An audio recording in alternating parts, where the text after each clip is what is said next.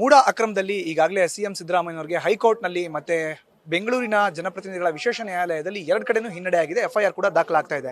ಇನ್ನು ಇವತ್ತು ಬಿಜೆಪಿ ಕೂಡ ಪ್ರತಿಭಟನೆಗೆ ಇಳಿದಿರುವಂತದ್ದು. ಖುದ್ದು ನ್ಯೂಸ್ ಫಸ್ಟ್ ಜೊತೆ ಮಾತನಾಡಲಿಕ್ಕೆ ಮಾಜಿ ಸಚಿವರು ಜೊತೆಗೆ ಗಂಗಾವತಿ ವಿಧಾನಸಭಾ ಕ್ಷೇತ್ರದ ಹಾಲಿ ಶಾಸಕರಾಗಿರುವಂತ ಗಾಲಿ ಜನಾರ್ದನ್ ರೆಡ್ಡಿ ಅವರಿದ್ದಾರೆ. ಅವರನ್ನ ಮಾತಾಡಿಸ್ತೀನಿ. ಜನಾರ್ದನ್ ರೆಡ್ಡಿ ಅವರೇ, ಈಗಾಗಲೇ 2011ರಲ್ಲಿ ಆದಂತ ಪ್ರಕರಣವನ್ನ ನಾವೆಲ್ಲ ನೋಡಿದೀವಿ. ಇವತ್ತು ಇತಿಹಾಸ. ಈಗ ಸಿಎಂ ವಿರುದ್ಧ ಎಫ್ಐಆರ್ಗೂ ಕೂಡ ಒಂದು ಆದೇಶ ಬಂದಿದೆ. ಇಂಥ ಸಂದರ್ಭದಲ್ಲಿ ಅವರು ಮುಖ್ಯಮಂತ್ರಿ ಸ್ಥಾನದಲ್ಲಿ ಮುಂದುವರೆಯೋದು ಎಷ್ಟು ಸೂಕ್ತ ಅಂತೀರಿ? ನೋಡಿ, ಮಾತೆತ್ತಿದ್ರೆ ನೈತಿಕತೆ ಬಗ್ಗೆ ಮಾತಾಡ್ತಾ ಇದ್ರು.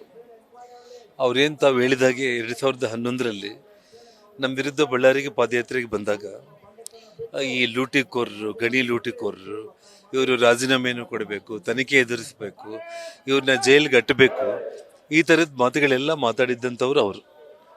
ಜೊತೆಗೆ ನಾವು ಅಧಿಕಾರದಿಂದ ಕೆಳಗೆ ಇಳಿಯಲೇಬೇಕು, ತನಿಖೆ ಆಗಬೇಕು ಅಂತ ಡಿಮ್ಯಾಂಡ್ ಮಾಡಿದ್ದಂಥವ್ರು ಅವರು. ಇವತ್ತು ಸಿದ್ದರಾಮಯ್ಯನವರಿಗೆ ನಾಚಿಕೆ, ಮಾನ ಮರ್ಯಾದೆ, ಅವ್ರು ಲಜ್ಜೆಗೆಟ್ಟವರು ಅಲ್ಲ, ಒಬ್ಬ ನೈತಿಕತೆ ಇರುವಂಥ ಒಬ್ಬ ಒಳ್ಳೆ ಉತ್ತಮ ರಾಜಕಾರಣಿ ಅಂತ ಅವ್ರು ತೋರಿಸ್ಕೋಬೇಕು ಅಂತಂದರೆ ಇವತ್ತು ಅವರು ರಾಜೀನಾಮೆ ಕೊಡಬೇಕಿಲ್ಲ. ಅಂದರೆ ನಮ್ಮ ವಿರುದ್ಧ ನೀವೇ ಸ್ವತಃ ಮಾತಾಡಿದ ಮಾತುಗಳು ಇವತ್ತು ನಿಮಗೆ ನೀವು ಅನ್ವಯಿಸೋದಿಲ್ಲ ಅಂತಂದರೆ ನಿಮಗೆ ಯಾವ ನೈತಿಕತೆ ಇದೆ ಅಂತ ನಾನು ಹೇಳಬೇಕು. ಇವತ್ತು ಉಚ್ಚ ನ್ಯಾಯಾಲಯ, ಹೈಕೋರ್ಟ್ ಅವರ ಆರ್ಡರ್ಗೂ ತಾವು ಗೌರವ ಕೊಡ್ತಾ ಇಲ್ಲ. ಇವತ್ತು ಜನಪ್ರತಿನಿಧಿಗಳ ನ್ಯಾಯಾಲಯ FIR ರಿಜಿಸ್ಟರ್ ಮಾಡಬೇಕಂತಂದ್ರು, ಅದಕ್ಕೂ ನಿಮಗೆ ಗೌರವ ಇಲ್ಲ. ಅಧಿಕಾರದಲ್ಲಿ ಇದ್ದು ನೀವು ನಿಮ್ಮ ಕೈ ಕೆಳಗಡೆ ಲೋಕಾಯುಕ್ತ ಸಂಸ್ಥೆ ಮೂಲಕ ತನಿಖೆ ಸ್ವಚ್ಛಂದವಾಗಿ ತನಿಖೆ ಆಗುತ್ತೆ ಅಂತೇಳಿ ಇವತ್ತು ಒಬ್ಬ ಸಾಮಾನ್ಯ ಮನುಷ್ಯನ ಕೇಳಿದ್ರು ಕೂಡ ನಂಬಿಕೆ ಬರಲ್ಲ. ಇದು CBI ಎಂಕ್ವೈರಿ ಆಗಲೇಬೇಕಾಗುತ್ತೆ. ಅವರು ಮೊದಲು ರಾಜೀನಾಮೆಯನ್ನು ಕೊಡಲಿ. ಅವರು ಲೋಕಾಯುಕ್ತ ಎಂಕ್ವೈರಿನೇ ನಡೀಬೇಕು ಅಂತಂದರೆ ಅವರು ರಾಜೀನಾಮೆ ಕೊಟ್ಟು ಲೋಕಾಯುಕ್ತ ಸಂಸ್ಥೆ ಮೂಲಕ ಅವರು ತನಿಖೆಯನ್ನು ಎದುರಿಸಬೇಕು.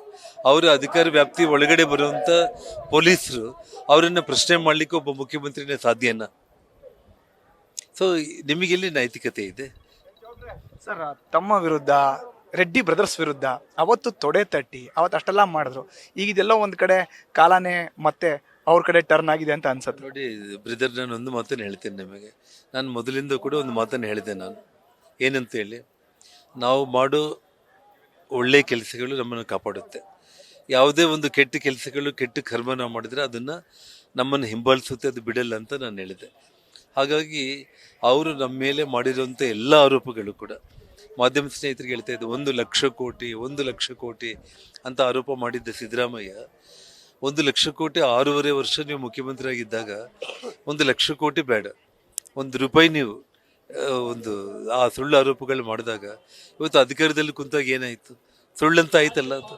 ಸೊ ಹಾಗಾಗಿ ಒಬ್ಬ ಮನುಷ್ಯನ ಜೀವನದ ಜೊತೆ ನನ್ನ ಲೈಫಲ್ಲಿ ನನಗೆ ಅವ್ರು ಕೊಟ್ಟಿರುವಂಥ ಒಂದು ಹಿಂಸೆ, ಸುಳ್ಳು ಆರೋಪಗಳು, ಮಾಧ್ಯಮಗಳ ಮೂಲಕ ಇಡೀ ಕರ್ನಾಟಕ ರಾಜ್ಯದಲ್ಲಿ ಒಂದು ಖಳನಾಯಕರು ಅನ್ನೋಂಥ ರೀತಿಯಲ್ಲಿ ನಮ್ಮನ್ನೇನು ಅವರು ಬಿಂಬಿಸಿ ಜನರಿಗೆ ಕಾಣಿಸಿದ ಸಿದ್ದರಾಮಯ್ಯನೇ ಒಂದು. ಆದರೆ ನಿಜವಾದ ಸಿದ್ದರಾಮಯ್ಯ ಇವತ್ತು ಏನು ಅಂತೇಳಿ ಇವತ್ತು ಇಡೀ ಕರ್ನಾಟಕ ರಾಜ್ಯಕ್ಕೆ ಗೊತ್ತಾಯಿತು. ಹಾಗಾಗಿ ಇದು ಕೇವಲ 60 ಕೋಟಿ ಸ್ಕ್ಯಾಮ್ ಅಲ್ಲ. ಇದು ಅವ್ರ ಕುಟುಂಬದಲ್ಲಿ 14 ಸೈಟನ್ನು ಅವರು ಶ್ರೀಮತಿ ಪಡ್ಕೊಂಡಿರೋದು 60 ಕೋಟಿ ಸ್ಕ್ಯಾಮ್ ಅಲ್ಲ. ಅವರ ಬಂಧು ಬಳಗ, ಅವರ ಸ್ನೇಹಿತರು, ಅವರ ಬಿನಾಮಿಗಳ ಎಲ್ಲ ಹೆಸರಲ್ಲಿ 4,000 ಕೋಟಿಗಳಿಗಿಂತ ಕೂಡ ಹೆಚ್ಚು ಸ್ಕ್ಯಾಮ್ ಇದರಲ್ಲಿ CBI ಎಂಕ್ವೈರಿ ಆಗಲೇಬೇಕು.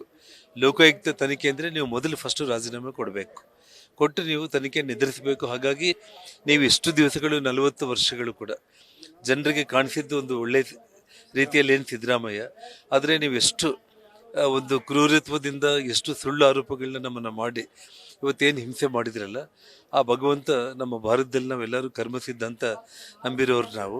ಆ ಕೆಟ್ಟ ಕರ್ಮ ಇವತ್ತು ನಿಮ್ಮ ಕಂಪ್ಲೀಟ್ ಮುಳುಗಿಸೋದಕ್ಕೆ ಬಂದಿದೆ.